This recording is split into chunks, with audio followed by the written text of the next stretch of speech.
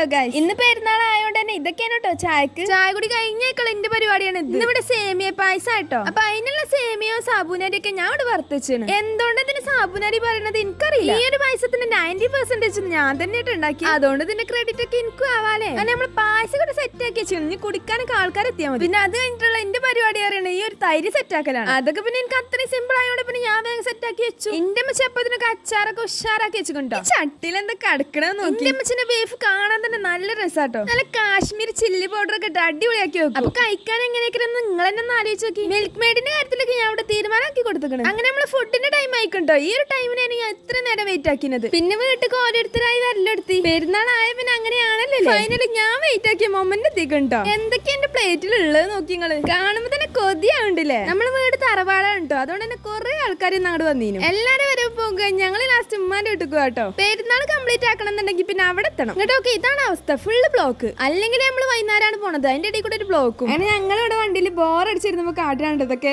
മഴയാണെങ്കിലും പെരും മഴ. പെരുന്നാളൊക്കെ ഉസാറായിക്കണം. അങ്ങനെ ബ്ലോക്ക് കഴിഞ്ഞ് ഉമ്മാന്റെ വീട്ടിൽ എത്തിയപ്പോ തന്നെ കാണുന്ന കാഴ്ചയാണിത്. പിന്നെ നമ്മള് കസിൻസ് ഒക്കെ വല്ലപ്പോയേ ഇപ്പൊ കൂടുന്നുള്ളൂ. അതുകൊണ്ട് കുറച്ചധികം നേരം വർത്താനം പറഞ്ഞിരുന്നു. പിന്നെ ഫുഡും കഴിച്ച് നമ്മളാണ് സൈഡ് അയക്കണേ.